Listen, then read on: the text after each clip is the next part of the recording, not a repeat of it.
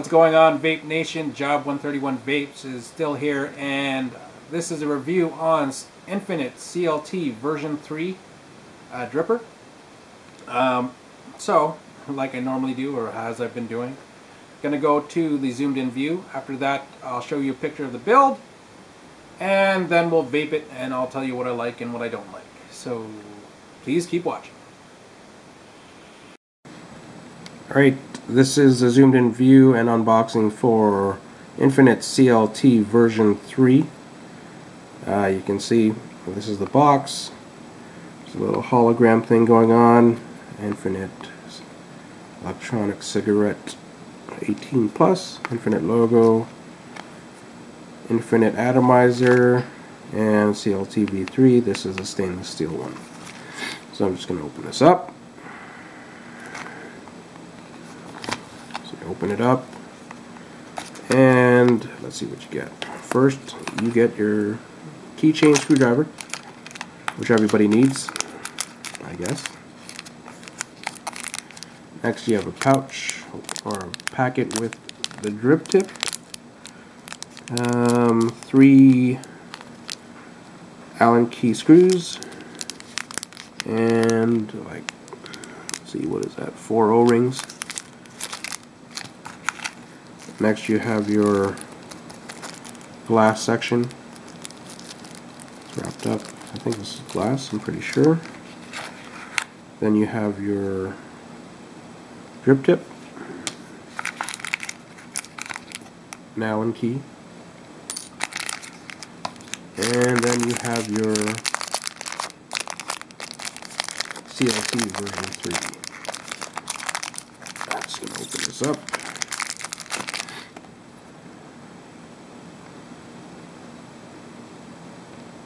CLT Infinite version 3. So I'm going to take this apart and go over it piece by piece.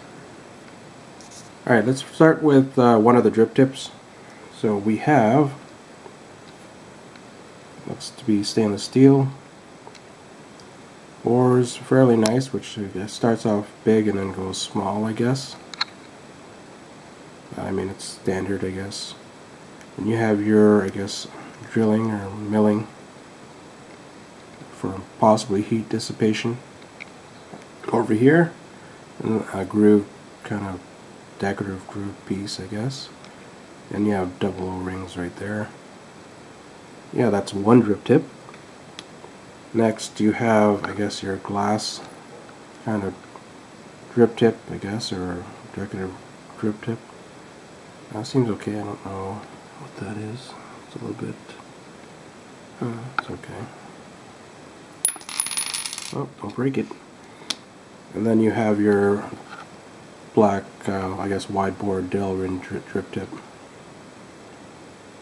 Looks to be a little bit of a chip or whatever, but that shouldn't affect performance. Next, you have your 510 drip tip adapter for the top cap. And it looks to be Delrin. See little notches on both sides, and then there's a screw pattern right there. Then you have your, I guess, other adapter for the wider bore. Same kind of thing, except just wider. You can see the 2 cuts right there, grooves, and then your screw pattern right there. So you can see between the 2, I guess, adapters, one's obviously wider than the other. This would be for the smaller one, obviously would be for the irregular 510 drip tip, and this would be just the wide bore. There is obviously a significant difference between the 2, not by much, but still pretty significant. Alright, so next you have your, I guess, top cap. You can see stainless steel construction. You see the screw pattern in there for your adapters for the wider bore or the regular 510 pin adapter, or regular 510 drip tip adapter. Machining looks good. You have 2 O-rings on the outside. And lower down you have 2 more O-rings. You also have your grooved or groove pattern right there, probably for grip. And you have your different air hole options, 1, 2, 3, and you can see it on the other side as well. 1, 2, 3. But yeah, construction looks alright.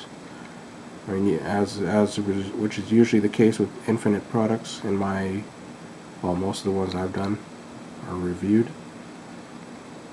Yeah, machining's good. Next you have your airflow control ring, I guess. On it you see CLT, laser etched Infinite, and version 3. You have your corresponding air holes. 1, 2, 3, 1, 2, 3. Doesn't look to be a single air hole option, but that's okay. This is stainless steel as well. See, it is in the inside part. It is slightly notched. Next and finally, you have your bottom deck, or you have your deck. What's on it right now is 3 Phillips screws.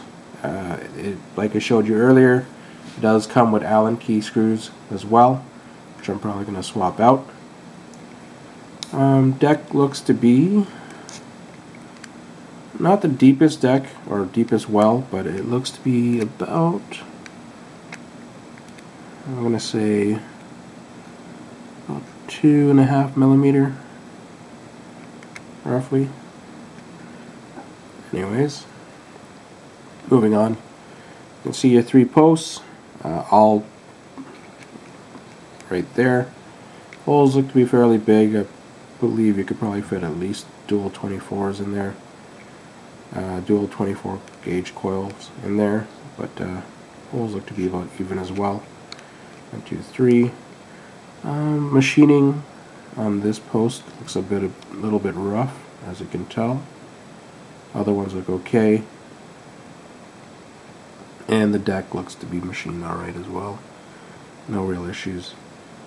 Moving on, you have your 2 O-rings right here, and then again, possibly for heat dissipation, these grooves, 1, 2, and then these knurled kind of grip thing on the bottom. No other logos or laser etching or anything like that, but that is a copper 510 pin. So to put it together, let's take your deck, and I guess you take your outer housing, take your inner housing and top cap, and adjust it to where you want it to be. And then at this point, you could either screw in the wide bore, which that's what I'm going to be doing. And then you can either use your glass section, I guess, or your Delrin section, which I'm not too sure which I'm going to use. Again, like I said, if you want, you can always switch out.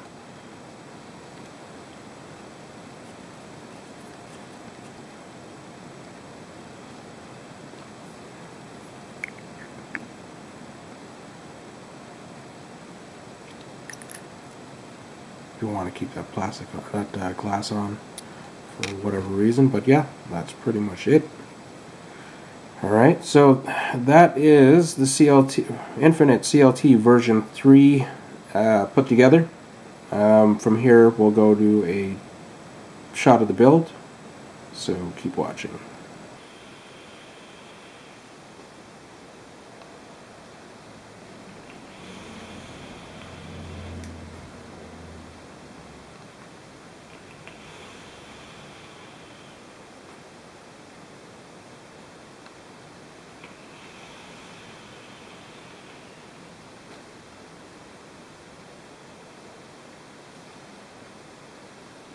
Alright, so that was the zoomed in view for Infinite CLT version 3 dripper.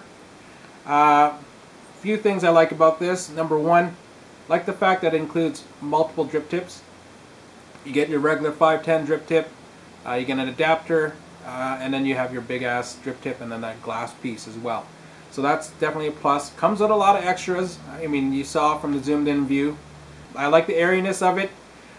Maybe a little bit too much air if it's wide open, but still not bad.